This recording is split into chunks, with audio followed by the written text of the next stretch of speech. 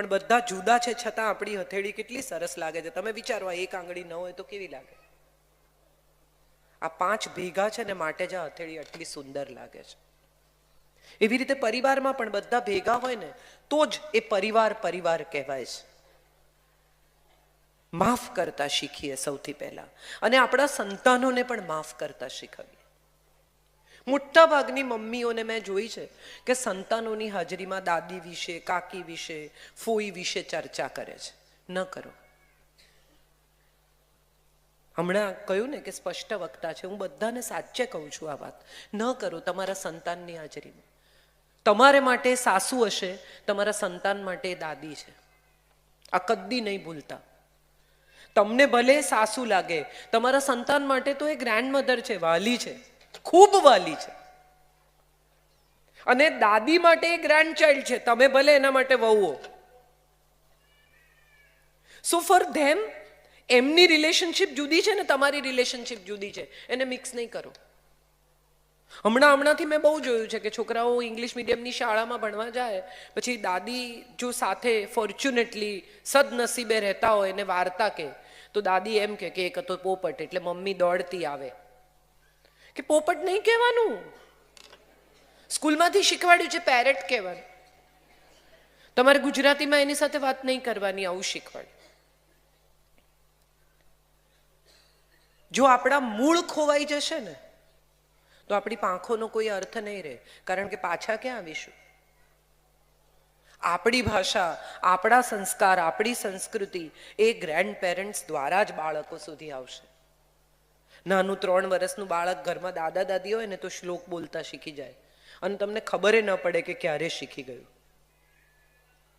તમને કલ્પના ન હોય એવી રીતે ભગવાનની પૂજા કરતા શીખી જાય, શ્લોક બોલતા શીખી જાય, સંસ્કૃતિ શીખી જાય, સંસ્કાર શીખી જાય, પ્રણામ શીખી જાય, નમસ્તે શીખી જાય. આ એટલું જે કરો ત્યાંથી આપણી સંસ્કૃતિ શરૂ થાય છે. બાળક ઇન્સ્ટ્રક્શન લેતું થાય ને, આંખો ક્યાં છે, બધાના ઘરમાં ટેલેન્ટ શો થતા જ હશે. છોકરું સહેજ સમજણું થાય એટલે ટેલેન્ટ શો કરે મા બાપ. જો બતાવી દો અંકલને આંખો ક્યાં છે, એટલે આમ બતાવે, પછી હાથ, પછી કાન. એ પછીનું પહેલું સ્ટેજ છે ને જે કરો આવે. એ જે શું છે? કોણ શીખવે છે? Grand parents. અંકલને ગુડ મોર્નિંગ કરો ના, જે કરો. જે આપણી સંસ્કૃતિ છે. અંગ્રેજી તો શીખી જ જશે, મોટા થશે ને એટલે શીખવું પડશે, કારણ કે ઇન્ટરનેશનલ ભાષા છે, શીખી જશે. પણ ગુજરાતી ઘરની બહાર ક્યાંય શીખવા નહીં મળે. કચ્છી નહીં બોલે તો શું બોલશે? ઘરમાં દાદા દાદી હશે તો એમની સાથે કચ્છીમાં, ગુજરાતીમાં વાત કરવી પડશે, અને કરતા કરતા એ પોતાના મૂળ, પોતાની સંસ્કૃતિ સુધી જશે. તમારા ઇનલોઝ સાથે થયા જ હશે પ્રશ્નો. ખાસ કરીને મારે બહેનોને આ વાત કહેવાની છે કે એવું શક્ય જ નથી કે સાસુઓનો સહવ કોઈ મનદુખ, ઝઘડો, મતભેદ ન થયો હોય. પણ સૌથી પહેલા ક્ષમા કરજો, કારણ કે તમારા સંતાનને એની જરૂર છે, એને દાદીની જરૂર છે, એને વાર્તાઓ સાંભળવાની જરૂર છે. આ વાર્તાઓ રામાયણ, મહાભારતની કથાઓ છે જે આપણી સંસ્કૃતિનું, આપણા સંસ્કારનું, આપણા વ્યક્તિત્વનું ઘડતર કરે છે. આપણે ભૂલી ગયા. હવે આપણે સીધી સિન્ડ્રેલા, પિનોકિયો સંભળાવીએ છીએ. આપણે લાલાની વાર્તા, શકટાસુરની, બકાસુરની, પૂતનાની, નાગદમનની કથાઓ હવે આપણા સંતાનોને ખબર નથી. હમણાં જ એક દિવસ એક બહુ જ જાણીતા એક્ટરને કોઈકે નરસિંહ મહેતાનો રોલ ઓફર કર્યો, તો એણે પૂછ્યું કે એક્ઝેક્ટલી કોણ હતા એમ. એટલે મેં એને કહ્યું, મેં કીધું એક્ઝેક્ટલી કોણ હતા આવું તારા પપ્પાને ના પૂછતો, કારણ કે એના પપ્પા પણ બહુ મોટા એક્ટર હતા, એવું તને 3જે માળથી ફેંકી દેશે. મજા એ છે કે આપણે બધા પરિવારની સાથે જોડાયેલી કેટલી બધી બાબતોને મિસ કરવા માંડ્યા છીએ. સો F is for forgivance. Let us forgive. I is for integrity and independence both. સ્વતંત્રતા સૌને જોઈએ છે. કેમ અમારે બધું પૂછીને કરવાનું? આવું આટલું નાનું છોકરું એ પણ હવે કહે છે. 2 વર્ષનું બાળક એમ કે હું તને કહું છું તારે શું પહેરવાનું, બસ તો મને નહીં કહેવાનું મારે શું પહેરવાનું. આ સ્વતંત્રતા છે. પણ આ ઇન્ડિપેન્ડન્સની સાથે જો ઇન્ટિગ્રિટી નહીં હોય ને તો એ સ્વચ્છંદતા થઈ જશે. ગુજરાતી ભાષા અથવા કચ્છી ભાષા સાથે જોડાયેલા કેટલા બધા લોકોને મારે આ વાત કહેવી છે કે બધા અંકલ છે અંગ્રેજીમાં, હા કે ના, ને બધા આંટી છે. ગુજરાતીમાં આપણી પાસે રિલેશનશિપ માટે અલગ અલગ ટાઇટલ છે. આપણું ગુજરાતીનું એક જોડકણું છે, હું અનેક જગ્યાએ કહું છું, મારે આજે પણ કહેવું છે. સોની પોળમાં થાતો શોર, ચોરી કરવા ચાલ્યા ચોર, સિપાઈ મળ્યા સામા, બાના ભાઈ તે. કેમ આટલા બધા લોકો અવાજ નથી આવતો? મામા લાવે છુક છુક ગાડી, બાને માટે લાવે સાડી, સાડીના રંગ પાક્કા, બાપના ભાઈ તે. કાકા કાકા કારેલા, કાકીએ વઘારેલા, કાકી પડ્યા રોઈ, બાપની બેન તે. ફોઈ ફૂલડા લાવે છે, ફુવાને વધાવે છે, ફુવા ગયા કાશી, બાની બેન તે. 16 લીટીમાં 4 રિલેશનશિપ તમે બાળકને શીખવી શકો. આ આપણી ભાષા છે. આ ભાષા આપણે આપણા વારસામાં નથી આપી શક્યા, કારણ કે જે વારસો આપી શકે એવા લોકો આપણી સાથે રહેતા નથી. અને સૌથી મજાની વાત શું છે ઇન્ટિગ્રિટી અને ઇન્ડિપેન્ડન્સની ખબર છે? માતા પિતા, દરેક માતા પિતા, આમાં આપણા માતા પિતા, આપણે માતા પિતા, બધાની વાત છે. જ્યારે બાળક જન્મે ને ત્યારે એમની પાસે એવો સમય નથી હોતો એ કમાવામાં, ફ્યુચરના વિચારોમાં, ઇન્વેસ્ટમેન્ટ્સમાં, બીજા બાળકની એક નસીબ વિશેની આખી ડિઝાઇન બનાવવામાં, એને માટે ઘર, એને માટે ઇન્વેસ્ટમેન્ટ, એને માટે આમ, એના એજ્યુકેશન માટે પૈસા, આ બધું કરવામાં માતા પિતા અત્યંત વ્યસ્ત હોય છે, જ્યારે દાદા દાદી પ્રમાણમાં નવરા હોય છે. અને એ જ્યારે ફ્રી હોય ને ત્યારે એમણે પોતાના સંતાનને જે સમય નથી આપ્યો ને એ બધો સમય એને પોતાના સંતાનને આપવો છે, જે આપણે મિસ કરી ગયા છીએ. એક બહુ જ સુંદર વિનેશ અંતાણીની નવલકથા છે દરિયો, લઘુ નવલ. મને ખબર નથી કોઈએ વાંચી છે કે નહીં, પણ વિનેશભાઈ કચ્છના છે માટે મારે આ વાત અહીંયા મેન્શન કરવી છે. એમાં દાદા અને ગ્રાન્ડચાઇલ્ડના સંબંધની જે વાત કરી છે, 2 જ જણાની વાર્તા છે, પણ ગજબ વાર્તા છે. અમારા એ દાદા વિપુલ વડશા ભવ્ય વિભવી, વિશાળી છાયાએ અમ સકળ સંતાપ હરતા, હતું એ હૈયું તો. કેટલી સુંદર વાર્તા. તમે વિચાર કરો એક ગ્રેન્ડફાધરની કલ્પના કેવી હોય. So independence is wonderful thing. I am not saying independence is not wonderful because I am an independent person અને મારો ઉછેર ખૂબ ઇન્ડિપેન્ડન્ટલી થયો છે. પણ જો હું આ ભાષા સારી બોલી શકું છું અથવા હું ખૂબ વાંચતી થઈ તો એને માટે મારે મારા ગ્રેન્ડફાધરને થેન્ક યુ કહેવું જોઈએ. હું આજે જે કંઈ છું એમાં મારા દાદાજીનો ખૂબ ખૂબ ફાળો છે.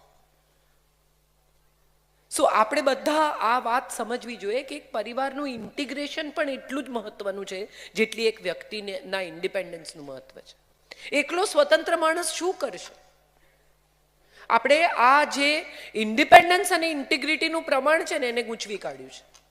બધાને સ્વતંત્ર થઈ જવું છે, બધાને એમ છે કે મને મારી રીતે જીવવા દો. હા, તમે તમારી જ રીતે જીવો, પણ એક પાસે અનુભવ છે અને એક પાસે આંખો અને નવી ટેકનોલોજી છે. આ બંને જો ભેગા થઈ શકે તો કેટલું અદ્ભુત પરિણામ આવી શકે, જેનો વિચાર આપણે કરતા નથી. એક ઘરમાં બહુ મજા આવે. મેં હમણાં જ એક મોમ, મમ્મી અને સાસુજી આવો એક લેખ લખ્યો હતો. સવારના દાદાજી એમ કહે કે બ્રેકફાસ્ટમાં એમને શું ખાવું છે અને છોકરાઓને બ્રેડ ખાવી છે. પછી મારી ઉંમરની જે સ્ત્રીઓ છે બધી 50-55ની આજુબાજુ, એ બધાની ફરિયાદ બહુ ઇન્ટરેસ્ટિંગ છે. એ બધાનું કહેવું એવું છે કે અમે અમારી સાસુની બહુ સેવા કરી, હવે અમારે અમારી વહુની સેવા કરવાની. આઈ એમ શ્યોર આ બધા આમાંથી ઘણા લોકો મારી સાથે અગ્રી થશે, કારણ કે વહુઓ હવે કામ કરે છે, ભણેલી છોકરીઓ. અને હું ઘણી વાર કહું છું કે પપ્પાની પરી ને મમ્મીનો રાજા બેટો આ 2 જણા પરણે. હવે જે પાપા કી પરી છે એ મમ્મીના રાજા બેટા સાથે પરણે, પછી એને પરી નથી રહેવાનું એ વાત એને કહે કોણ? એટલે એ બિચારી સાસરે જાય પછી એને પાંખો કબાટમાં વાળીને સાચવીને મૂકી દેવાની છે, ઉડવાનું નથી. જો એ ઉડવાનો પ્રયત્ન કરે તો પ્રશ્નો શરૂ થઈ જાય છે. ગમે તેટલું ભણેલી પુત્રવધુ ઘરમાં આવે તો સાસુને મજા એ છે કે અમે તો આમ કરતા હતા, પણ તમે કરતા હતા એ વાતને 50 વર્ષ થયા, એ પછી 5 દાયકા પસાર થઈ ગયા, એ આપણે ભૂલી ગયા છીએ. ગમે એટલું કરો તો એ શર્ટના કોલર હાથે જ ઘસીને વોશિંગ મશીનમાં નાખવાનું. મશીનમાં કોલર ચોખ્ખા ધોવાતા નથી. આવી સાસુની માન્યતા છે. એટલે તો આ લોકો એડ બનાવી 10 હાથો કી શક્તિ, કે હાથ છે ભાઈ, આમાં હાથથી થાય છે. અહીંયા પાણી છે, ડોન્ટ વરી. શિલ્પાબેન બહુ કેરિંગ છે. તો આઈ છે એ ફોર ઇન્ટિગ્રિટી અને ઇન્ડિપેન્ડન્સ બંને માટે છે. મારે જે એ વિશે વાત કરવી છે એની પહેલા મેં આઈ માટે એટલા માટે વાત કરી કે આપણે બધા જ્યારે આઈ લવ યુ કહીએ છીએ ત્યારે આઈ પહેલા આવે છે, યુ છેલ્લે આવે છે.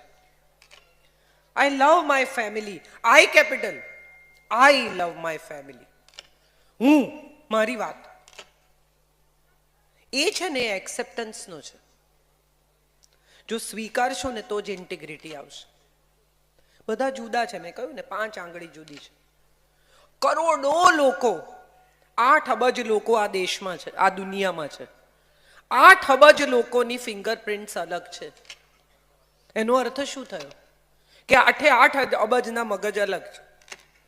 કોકને લાલ ગમે છે, કોકને ભૂરો ગમે છે, કોકને લીલો ગમે છે, કોક કે મને તો તીખું ભાવે જ નહીં, કોક કે હું તો તીખા વગર ખાઈ ના શકું, કોક ઉપરથી મીઠું લે, કોઈ કે ઉપરથી મીઠું ખવાય જ નહીં, કોઈ કે 10 લીટર પાણી પીવું જોઈએ, કોઈ કે કિડનીને એટલું બધું કામ કરાવાય જ નહીં.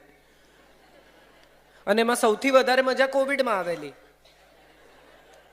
હમણાં જ મને કોઈ કંઈક જોક બહુ સરસ મોકલ્યો છે કે મેં આમ કરી લીધું, સૂંઠનો ઉકાળો પી લીધો, ફલાણું કરી લીધું, આમ કરી લીધું, થાળી વાડકા વગાડી લીધા, દીવો કરી લીધો, મેં મારું બધું ટેસ્ટ કરાવી લીધા, બધું કરી લીધું, હવે મારે શું કરવું જોઈએ? આવું એક જણે ડૉક્ટરને SMS કર્યો. એટલે ડૉક્ટરે એને કહ્યું કે હવે તું અમર થઈ ગયો, તને કોઈક નાભીમાં તીર મારે તો જ તું મરીશ. તે આટલું બધું કરી નાખ્યું, હવે તારે શું કરવાનું બાકી રહ્યું? મજા એ છે કે કોવિડના ટાઈમમાં બધા જ્ઞાની થઈ ગયેલા, દરેકને અંદરથી અંતર્જ્ઞાન થયું. માણસ અંતે એકલો જ છે, કોઈને કંઈ મળવાનું નથી, બધાએ બધું મૂકીને જતા રહેવાનું છે. આપણા બધા નજીકના લોકો જતા રહે. હમણાં એક ભાઈએ મને વિડીયો મોકલ્યો છે, એક્ઝેક્ટ ગુરુદત્તની જેમ આમ ઊભા રહીને બિછડે સભી બારી બારી, આટલા લોકો, એના કોણ કોણ કોવિડમાં મરી ગયા, એના બધાના ફોટા. એટલે હું તો એમાંથી કોઈને ઓળખતી નથી, આ વિડીયો મને કેમ મોકલ્યો છે? એટલે મેં એમને પૂછ્યું, મેં કીધું મને કેમ મોકલ્યો છે? તો કે મારું દુઃખ બતાવવા. બહુ સરસ, આમાં તો દુઃખ બહુ સારું છે એવું ન કહેવાય. શું કહો તમે? મજા એ છે કે કોવિડના સમયમાં આવેલું આપણું બધું જ્ઞાન કોવિડ પછી પાછું જતું રહ્યું.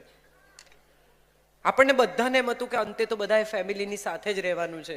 પુરુષોએ ઝાડુ પોતા કરતા ફોટા મૂકી દીધા, વિડીયો મૂકી દીધા. તમે વિચાર કરો, સ્ત્રીઓ કેટલી સદીઓથી રોજ આ કામ કરે છે, એમણે તો કોઈ દાડો વિડીયો ના મૂક્યો. અને પુરુષોએ 3 મહિના ઝાડુ પોતા કર્યા, ઘરના વાસણ કર્યા, એમાં તો વિડીયો ફરતા થઈ ગયા કે બહુ કામ કરે, બહુ કામ કરે. મજા એ છે કે આ બધી વાતમાં આપણે હસી શકીએ છીએ, કારણ કે આપણે એક્સેપ્ટ કરી લીધું કે ઘરની બહાર જઈ શકાય એમ નથી. ઘરમાં 2 કે 4 કે 5 જ લોકો છે, અને હવે મદદ નહીં કરીએ તો મેળ નહીં પડે, સમય પણ પસાર નહીં થાય. બેઠા બેઠા કરશો શું? ચલો કંઈ નહીં, એના કરતાં ઝાડુ પોતા કરી નાખીએ, એ વિચારે પણ ઘણાએ કર્યા હશે.